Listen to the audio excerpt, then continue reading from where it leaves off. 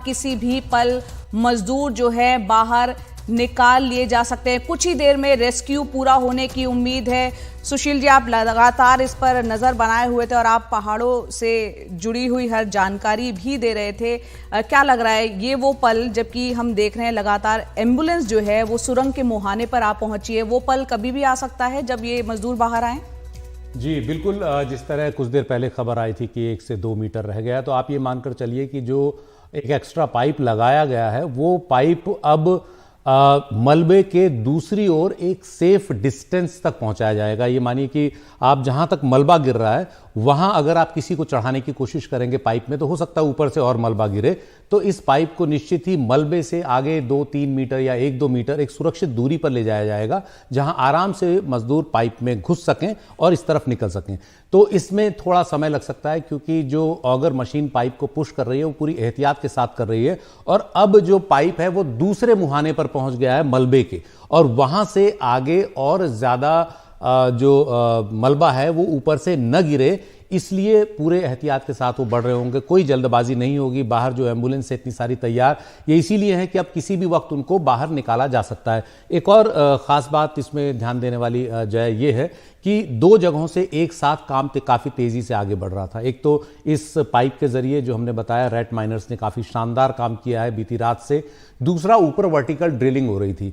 Vertical drilling की अगर आप दूरी देखेंगे तो जहां ये मलबा खत्म होता है सुरंग के दूसरी तरफ मजदूरों के पास, वहां से लगभग 35 मीटर की दूरी पर ठीक ऊपर परपेंडिकुलर जो है 30 मीटर ऊपर 86 मीटर ऊपर ड्रिलिंग हो रही थी, जिसमें कि लगभग आधी ड्रिलिंग हो चुकी है। अब वहां निश्चित ही ड्रिलिंग बंद होगी इस समय। वैसे भी वहां एक दूसरी मशीन लगाई जानी थी, तो वो ड्रिलिंग इसलिए भी बंद होनी चाहिए वहां पर, क्योंकि अगर वहां ड्रिलिंग होती है तो उससे जो वाइब्रेशन है वो इस तरफ मलबे को एक्टिवेट कर सकता है, जिस तरफ अब कामयाबी मिलने वाली है। तो एक तो जो चीज कॉमन सेंस से दिखती है वो ये कि ऊपर वर्टिकल ड्रिलिंग रोक दी गई होगी, क्योंकि अब इस मुहाने से कामयाबी बिल्कुल आपके पास है, और किसी तरह की आखिरी मौके पर किसी तरह की दिक्कत ना हो, इसलिए कोई वाइब्रेशन ना हो, इसका एहतियात पूरा ध्यान रख रहे होंगे और उसको वर्टिकल ड्रिलिंग को रोका होगा। हालांकि वर्टिकल ड्रिलिंग अब वो पूरी होगी, क्योंकि ये वाला रास्ता सुरक्षित नहीं है अंदर आने और जाने के लिए, और इसके बाद भी जब मजदूरों को निकाला जाएगा तो सुरंग के अंदर पहुंचने का एक रास्ता चाहिए, और सुरंग के अंदर जाकर के जानकार इसके बाद देखेंगे कि जो शियर एरिया है सुरंग के अंदर वो कितनी दूर तक फैला हुआ है, यानी कहां तक सुरंग के और कमजोर होने की आशंका है, जहां वो कभी केव इन कर सकती है। तो उसके लिए जाने के लिए रास्ते चाहिए, तो वो निश्चित रूप से वर्टिकल ड्रिलिंग भी इसके बाद पूरी की जाएगी।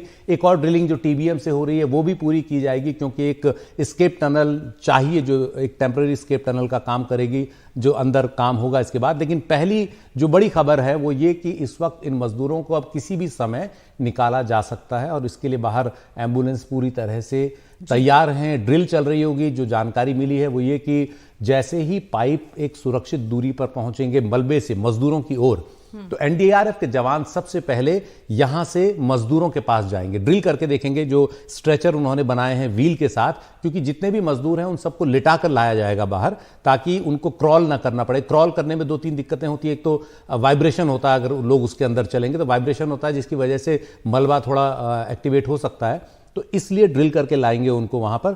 उससे पहले एनडीआरएफ के जवान वहां पहुंचेंगे। कोशिश ये होगी कि जो सबसे ज्यादा इस पूरे तनाव में प्रभावित हैं या किसी की तबीयत कुछ खराब है, उन लोगों को सबसे पहले बाहर निकाला जाए। और ये भी मुझे जानकारी मिली है कि वहां 2 फोरमैन हैं जो इन मजदूरों के एक तरह से इंचार्ज होते थे। उन लोगों ने बहुत सूझबूझ दिखाई है पिछले 17 दिन के दौरान बाकी सभी लोगों का हौसला बढ़ाने में, क्योंकि वो तकनीकी रूप से थोड़े और ज्यादा जानकार हैं।